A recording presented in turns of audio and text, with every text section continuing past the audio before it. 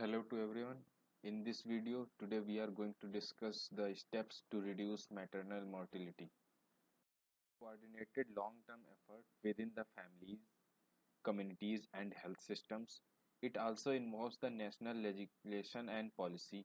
The government must take maternal mortality a priority public health issue and periodically evaluate the programs in an effort to prevent or minimize the maternal death.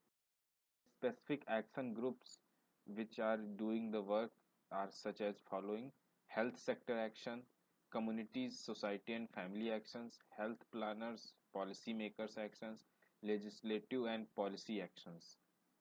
Actions. Basic antenatal, intranatal and postnatal care included in this. Antenatal care, early registration of pregnancy, a minimum 4 ANC visits, risk approach to identify high-risk cases, to strengthen the referral system, routine immunization and supplementary iron folic acid therapy for at least 100 days. Here, institutional deliveries, 5 cleans must be maintained. The 5 cleans are clean hands, clean surface, clean blade, clean tie, and nothing to be applied on the cord.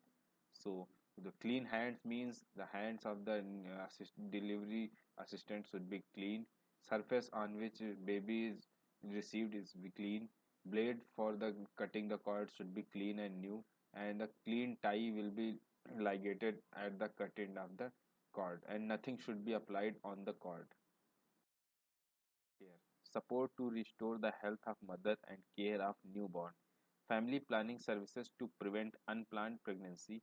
Breastfeeding, which should be early and exclusive for the 6 months. Assessment is a continued process throughout and in not once only. A skilled attendant should be present at every birth. Functioning referral system is essential for integration of domiciliary and institutional services. Obstetric services at the referral centers are to be ensured. Facilities for the blood transfusion, laparotomy, and cesarean section must be available at the first referral unit level. Prevention of unwanted pregnancy and unsafe abortion. All couples and individuals should be assessed to effective, client-oriented, and confidential family planning services. Frequent joint consultation among specialists in the management of medical disorders in pregnancy, particularly anemia, diabetes, cardiac disease, viral hepatitis, and hypertension. Maternal mortality audit to evaluate the cause of death and avoidable factors. Periodic refresher causes for continuing education of obstetricians, general practitioners, midwives, and auxiliary staff, and to highlight the preventable factors. Society and family actions include these are the essential to safe motherhood. Wide range of groups, healthcare professionals, religious leaders, and safe motherhood committees can help the woman to obtain the essential obstetric cares. Health planners and policy makers action.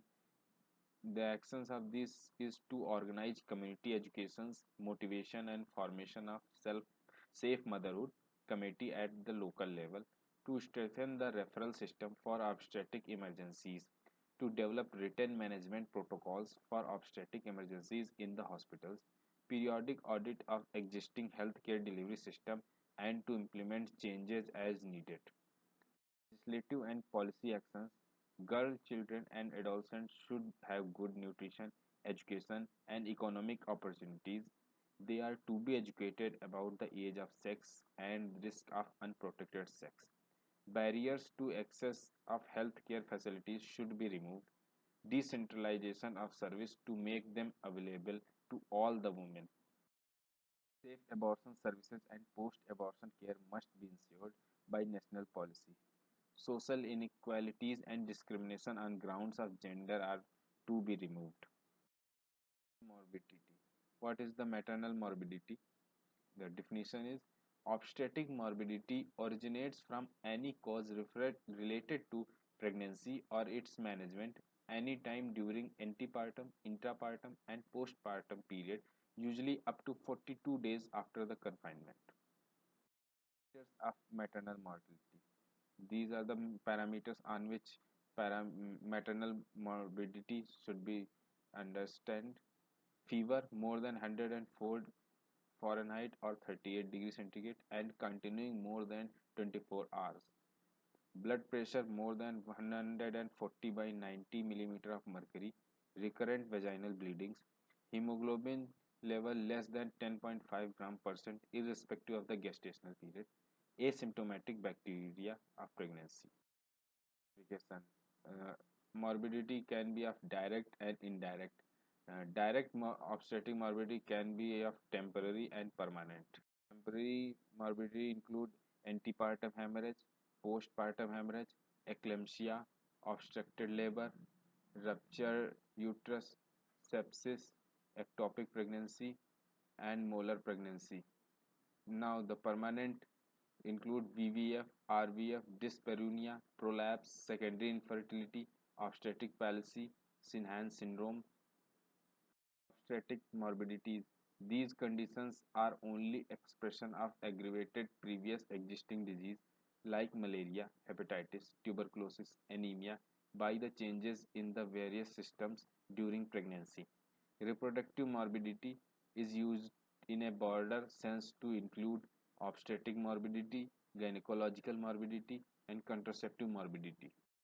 In next, we will discuss about the various plans in India for the benefit of the mother and child.